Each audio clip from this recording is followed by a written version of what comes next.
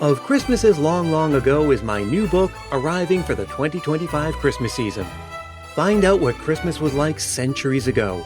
Sneak preview, it was weird and spooky and rowdy, kind of gross sometimes. Find it wherever books are sold in hardcover from Lions Press and audiobook from Recorded Books. It's Christmas as you've never seen it before, and it makes a great gift.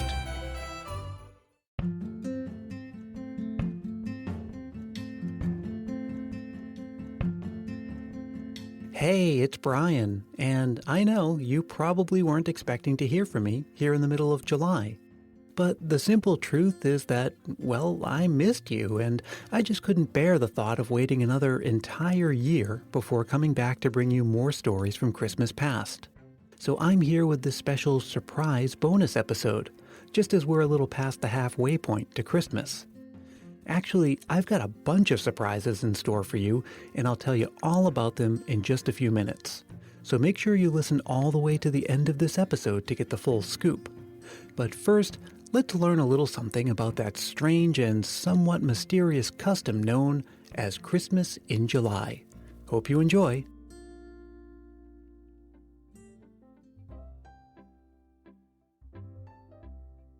Well, here we are in the middle of the year with summer in full swing, beaches and barbecues, road trips and school vacation.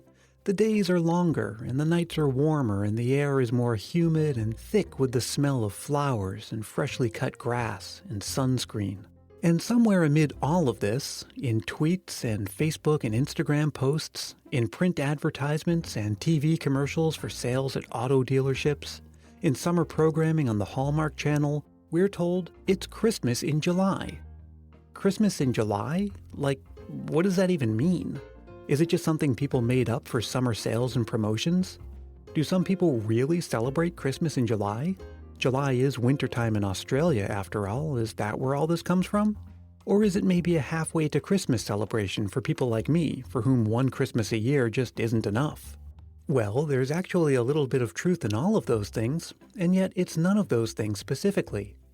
Christmas in July evolved from many different sources for many reasons, all of which got us to where we are today, with a sort of vague concept with Christmas imagery and festivity occurring smack dab in the middle of the dog days.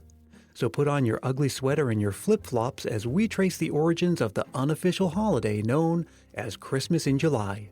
I'm Brian Earl. This is Christmas Past.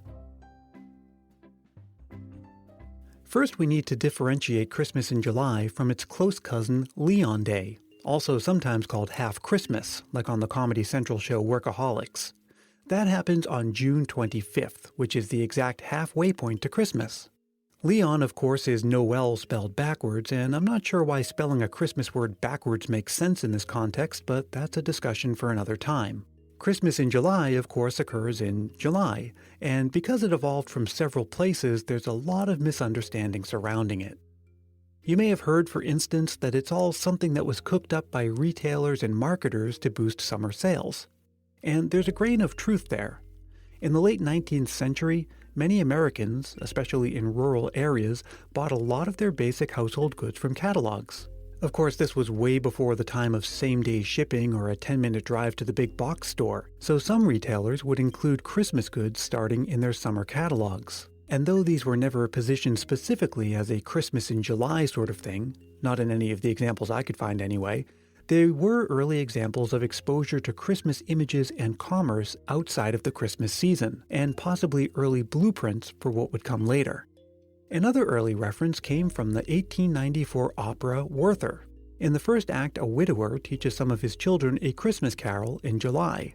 Though parts of the opera take place on Christmas Eve, nothing about that July scene suggests any notion of a Christmas-like celebration in July.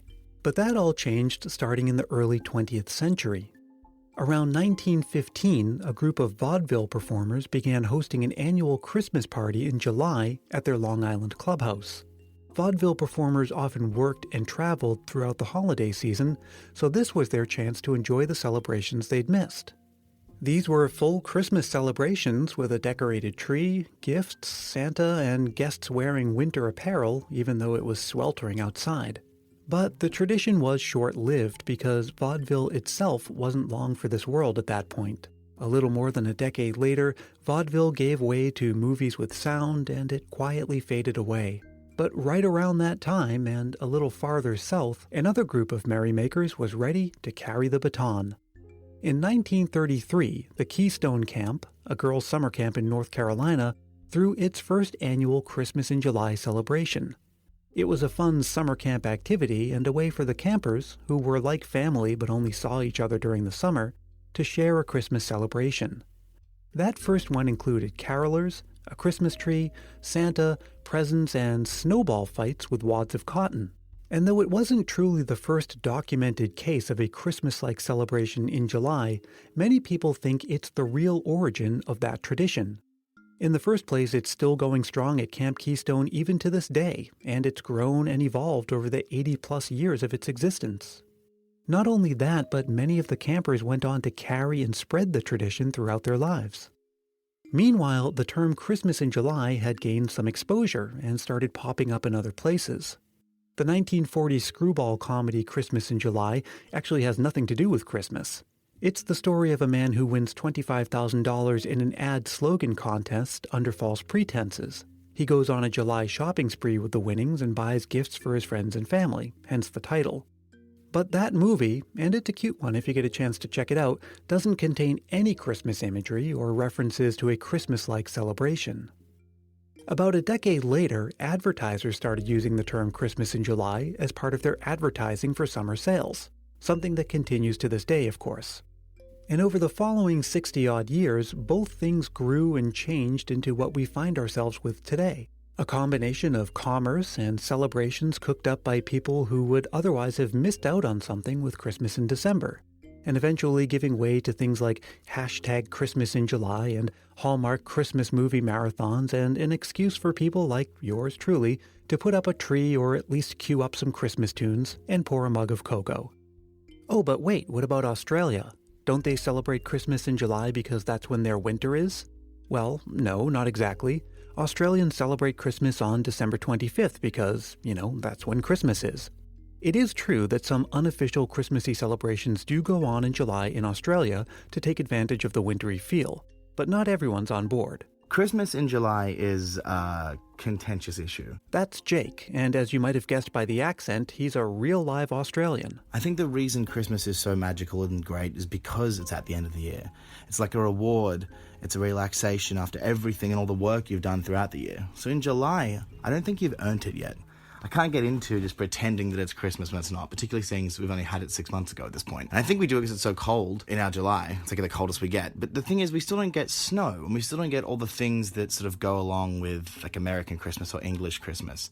And people complain in Australia constantly when we use fake snow or tinsel or things that are like traditionally wintry during our Christmas, but yet somehow they're okay having it halfway through the year when it's not really Christmas. I mean, in Sydney alone this year we have the Christmas in July cruise, Yule Fest at the Blue Mountains, the Rocks Christmas in July market, skating at Cathedral Square, Winterfest at Luna Park, Winter Light at Parramatta, Christmas in July at Thredbo, which is actually in the snow, and Bondi Winter Magic at a beach. So it's clearly got a market for it, I just don't understand. Whatever you think about Christmas in July, and wherever you are in the world, it's no doubt here to stay and will only continue to grow and evolve. So I hope you won't mind my wishing you a very happy Christmas in July. Okay, now I promised to tell you about some surprises. There are 6 of them in all. Surprise number 1 you already know about because you're listening to it now. It's this bonus episode of the podcast.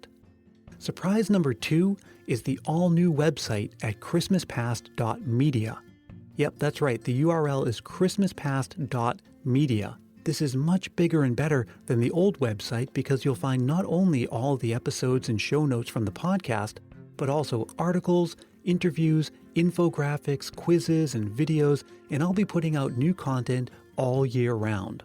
You can check it out now to explore everything that's already there and keep coming back throughout the year for more. Again, that's christmaspast.media. Now, I just mentioned videos. Well, they have to do with surprise number 3, which is an all-new Christmas Past YouTube channel. That's where I'm posting fun little fact-filled videos for watching and sharing with your friends, special announcements and giveaways, and also surprise number 4, which is kind of a surprise within a surprise, an all-new Christmas trivia game show series on the channel. Episode 1 is live now that you can check out, where I'm joined by Tom Crow from 'Tis the Podcast, Joanna Wilson from Christmas History TV, Tim Babb from Can't Wait for Christmas, and Lee Cameron from The Christmas Stocking. But I hope that someday soon I'll be joined by you. Yep, that's right. You're all invited to join me on the channel to be a contestant on the show. Check out that first video for details, and while you're at it, don't forget to subscribe to the channel. You'll find a link to the channel at christmaspast.media. Just scroll to the bottom of any page and find the YouTube link. And I mentioned that I'd be talking about giveaways on the channel, and that brings me to surprise number 5. You've probably heard me say many times that when you leave a rating and review for Christmas Past on Apple Podcasts, also known as iTunes, it's like spreading Christmas cheer. And that's because it really does help more people find the show. But maybe you've been waiting for a little motivation to get you to click that review button, and I hear that, so I'm going to make it easy for you. If you leave Christmas Past a rating and review, I'll be happy to send you an exclusive Christmas Past sticker along with a handwritten note of gratitude. The stickers really are exclusive because the only way to get one is to leave a review. So to have one of them is to truly be an important part of the Christmas Past family. All of the details you need are in a video that's currently posted to the YouTube channel and also posted at christmaspast.media. Now, the last surprise won't be much of a surprise to some of you because you actually voted to make this happen. But I've set up an all-new Facebook group for Christmas Past. The current Christmas Past Facebook page isn't going anywhere, and I'll still update it just like normal. But with the group, you guys are allowed to join and post your own content and start your own discussions. I'm hoping it'll become a year-round community of people who love to share and discuss Christmas history and nostalgia.